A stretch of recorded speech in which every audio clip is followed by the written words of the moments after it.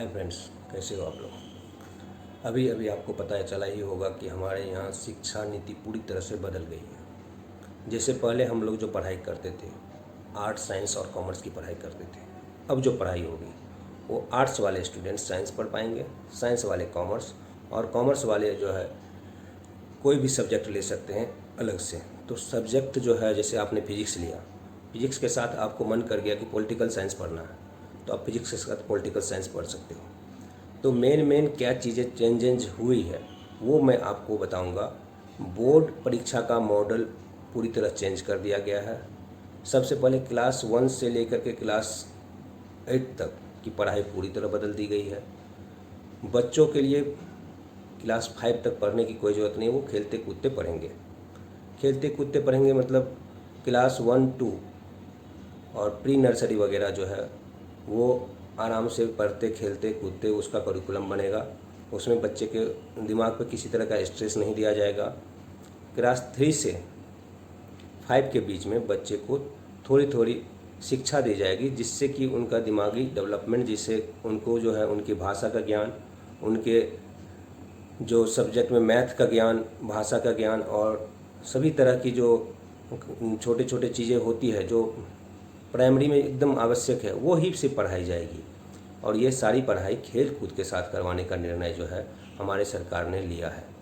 तो main changes जो हुई है वो सबसे ज़्यादा ये हुआ है कि रट्टा मारने वाला जो हमारा समाज व्यवस्था बनाया हुआ था कि जो 90% लाएगा, 99% लाएगा, 98% लाएगा, 95% लाएगा, वही अच्छा लड़का कहलाएगा, उसको हटाया गया। मतलब अगर आप बोर्ड का एग्ज़ाम दे रहे हो तो ऐसा नहीं है कि सीधा जाके बोर्ड का एग्ज़ाम दिया और उसके मार्क्स से आपको मेन मार्क्स आ गए। अब आप जो है बोर्ड के अंदर जो आपका मंथली टेस्ट होता है उस टेस्ट के मार्क्स को भी काउंट किया जाएगा, डायरेक्ट बोर्ड के एग्ज़ाम के मार्क्स को नहीं काउंट किया जाएगा। तो ये आपको सुविधा मिली है। इससे बच्चे को शुरू से पढ़ने की पूरी ये ताकत लगा के पढ़ाई करेंगे और अच्छे मार्क्स भी लाएंगे और उनको नॉलेज अच्छा होगा। मतलब अगर कोई 87% भी लाता है तो कोई बात नहीं है, 72 भी लाता है तो भी कोई बात नहीं है, वो अगले क्लास में अपना सब्जेक्ट बदल करके और भी अच्छे मार्क्स ला सकते हैं। तो इन तरह की पूरी व्यवस्था दी गई है। ये सारी व्यवस्थाएं जो है यूएस यूके में बहुत पहले से लागू थी।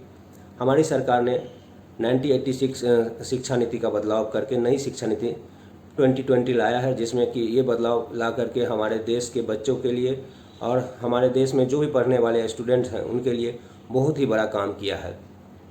इसके बाद मल्टी एंट्री और मल्टी एग्जिट एग्ज़ाम जो है वो सिस्टम जो है चालू किया गया है, जिसमें जो है आप जैसे आपने मान लो कि +2 के बाद एग्ज़ाम 1 साल का मान लो आपने ये किया पढ़ाई, तो वो 1 साल की पढ़ाई आपके जो है जुड़ के रहेगी। अगर आपको कभी मन किया कि अब मुझे अपना ग्रेजुएशन कंप्लीट करना है, तो 2 साल की आपने फिर पढ़ाई की, वो पहले साल का क्रेडिट उसमें ऑटोमेटिक जुड़ जाएगा और इस तरह से जो है आपकी पढ़ाई कंप्लीट हो जाएगी। बीच में बहुत सारे लोग नौकरी करने लगते हैं, उन समूह के लिए ये बहुत ही बेहतरीन चीज़ है। मतलब हमारे सरकार का मानना है कि हम लोग जो है जो भी काम कर रहे हैं उसमें हमें पढ़ाई के साथ मेन है नॉलेज ज़्यादा जरूरी है। नॉलेज होते रहना चाहिए और उसके हिसाब से हमारा काम चलते रहना चाहिए।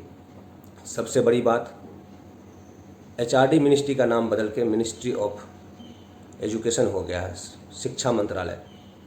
और 2035 तक सरकार ने लक्ष्य रखा है कि हम लोग कम से कम जो है यूनिवर्सल एडल्ट लिटरेसी 50% को प्राप्त करें, जो अभी 25% के आसपास है। सरकार ने 4% से सीधा 6% GDP शिक्षा पे खर्च करने का लक्ष्य रखा है। 2030 तक जितने भी प्री स्कूल और सेकेंडरी लेवल के स्कूल हैं सबका ग्रॉस एनरोलमेंट रेशियो बढ़ा करके अच्छे अनुपात में ले जाना, तथा जितना भी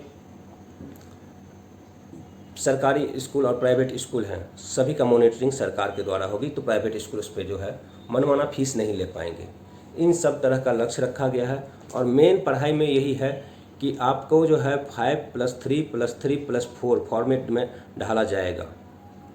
सीधा 10+2 को बांट करके 5+3+3+4 मतलब क्लास 5, 5 3 8, 0 से 5 के बाद 3 क्लास जोड़ दीजिए तो 5 क्लास तक आ जाएगा। 5 क्लास के बाद जो है 3 क्लास जोड़िएगा तो 8 क्लास और 8 क्लास के पास जो है 4 क्लास जोड़िएगा तो 12वीं तक का पूरा फॉर्मेट इस तरह से 10+2 को डिवाइड किया गया है। तो इस तरह से जो है सिर्फ आप इसमें फ़ायदा एक ही है कि अगर फिजिक्स पढ़ने वाले हैं तो वो आर्ट्स ले सकते हैं, आर्ट्स पढ़ने वाले हैं तो वो केमिस्ट्री पढ़ सकते हैं। और अगर आपका जो भी मनचाहा सब्जेक्ट है, जैसे आप डांसिंग है, डांसिंग को भी आप जो है अपने सब्जेक्ट के रूप में डाल सकते हो। जैसे आपका म्यूजिक है, म्यूजिक को आप अपने सब्जेक्ट के रूप में डाल सकते हो। तो इस तरह की पढ़ाई आई है और मैं तो ये बोलूँगा कि आप लोग को शिक्षा मंत्री को धन्यवाद देना चाहिए कि उन्होंने इस तरह की पढ़ाई की व्यवस्था इंडिया में की है। ये व्यवस्था अभी तक जो है इंडिया में 3-4 यूनिवर्सिटी में चल रही थी, जो कि आप अपने सब्जेक्ट के साथ जो है 4-5 सब्जेक्ट मिला करके पढ़ाई कर सकते हो। तो आप लोगों को देखना चाहिए कि हमारे यहाँ जो है क्लास 6 से बच्चे को अब कोडिंग सिखाया जाएगा।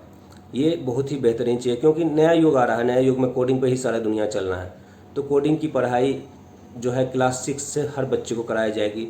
और इंजीनियर होते हुए भी लोग बदल नहीं पाते हैं, ऐसे इंजीनियर की ज़रूरत नहीं है देश को। तो अब प्रायोगिक परीक्षा के आधार पर, जो प्रैक्टिकल है उसके आधार पर पढ़ाई करवाई जाएगी। तो ये सब चीज़ जो है एक तरह से बहुत ही अच्छा है और हम चाहेंगे कि इस तरह की नीति में बदलाव आगे भी होता रहे और हम इस तरह के बदलाव का हमेशा स्वागत करते हैं। और मुझे लगता है कि इससे कोचिंग माफियाओं सबका जो है थोड़ा सा, स्कूल का जो माफिया है इन सबों का जो है थोड़ा सा मानसिकता बदलेगा और हो सकता है कि वो लोग भी अपने जो है पढ़ाई व्यवस्था में बदलाव करके थोड़ा सा जो है बच्चों के लिए थोड़ी राहत दे। Thank you. और आप लोगों को नई शिक्षा नीति के लिए बहुत बहुत धन्यवाद। Thank you.